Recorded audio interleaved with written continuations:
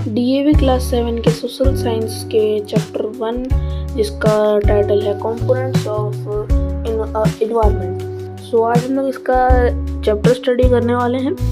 तो पहला चैप्टर का जो पहला टॉपिक है वो मैं आपको पढ़ा दूंगा। सो ऐसा पार्ट आता जाएगा, इसमें हम लोग सारे टॉपिक्स को कवर करने वाले हैं। उन सारे पार्ट्स में हम इन सारे जो टॉपिक्स हैं हम कवर करने की कोशिश करेंगे। So let's start. So guys, पे सबसे पहले लिखा हुआ है environment is a true sense can be defined as all that surround us. तो इसमें बोल रहा है कि इन्वायरमेंट जो होता है एक ट्रू सेंस है। इन्वायरमेंट एक एकदम सही चीज़ है। इसमें हम लोग को जिसमें सारा चीज़ जो हम लोग देखते हैं, जो हम लोग के पास है वो सराउंड करता है। Environment is a basic life support system. तो environment our basic life support system है।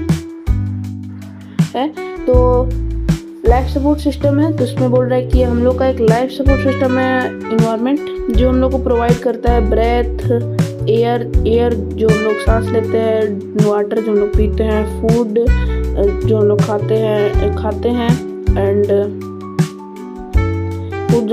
हैं एंड लैंड जहाँ पर लोग रहते हैं। It is also includes plants.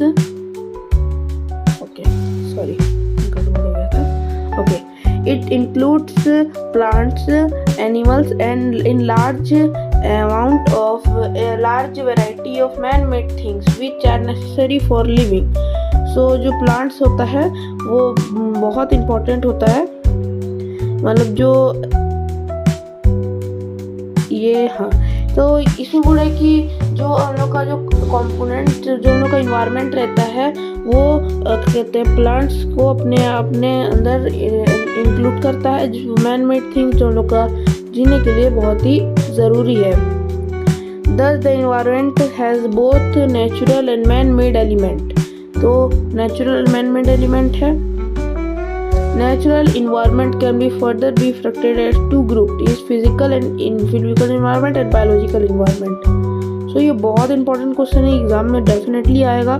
जैसे है देख सकते हो, फिजिकल इन्वायरमेंट और बायोलॉजिकल इन्वायरमेंट ये आ सकता है एग्जाम में। बहुत इंपॉर्टेंट है, पढ़ के जाना कि what are the two types of component in environment. तो इसमें मेजर भी बता सकता है, तो टू टाइप्स भी बता सकता है। तो ये आप दोनों जो है ये आप पढ़ के जाइएगा और एग्ज़ाम में। और इसमें ये भी अगर मेजर हुआ तो मैन नेचुरल एलिमेंट लिख दीजिएगा और man physical environment and biological environment.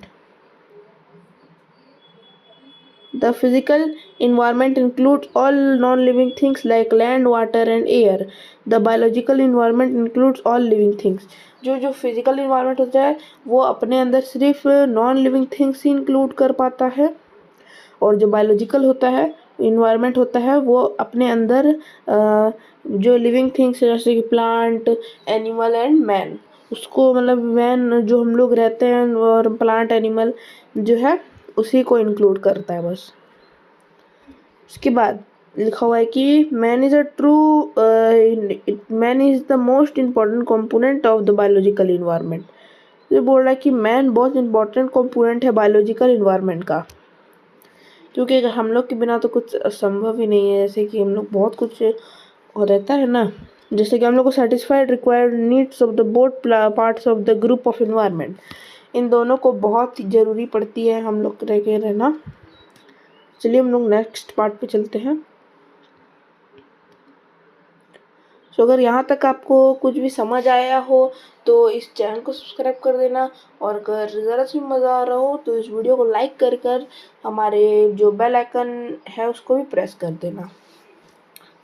उसके बाद बोल रहा है कि next two components of natural environment that physical and biological are largely interdependent. तो बोले एक दूसरे पे इंटरडिपेंडेंट रहते हैं फिजिकल और biological environment. Any two major changes in physical environment is bound in the bring change in the accompanying biological environment. दो major change बताया इसमें। It can be sudden gradual, for example development of soil takes year to grow.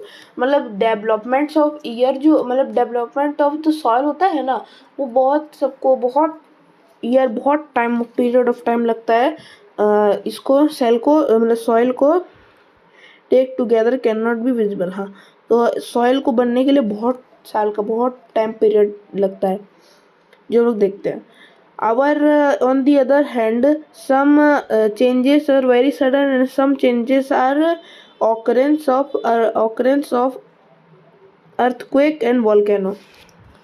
सो ये बहुत important part है।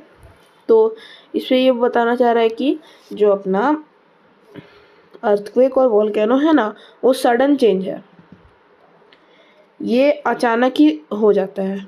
जैसे कि इसका example दूँ तो मैं अर्थक्वेक नेपाल में बहुत आता है, तो ये बहुत ही खतरा है। एंड जो वॉल्केनिक इरप्शन जो है वो भी अचानक होता है एंड अर्थक्वेक भी अचानक ही होता है। सो गाइज, अब हम अपनी वीडियो को यहीं पे एंड करते हैं।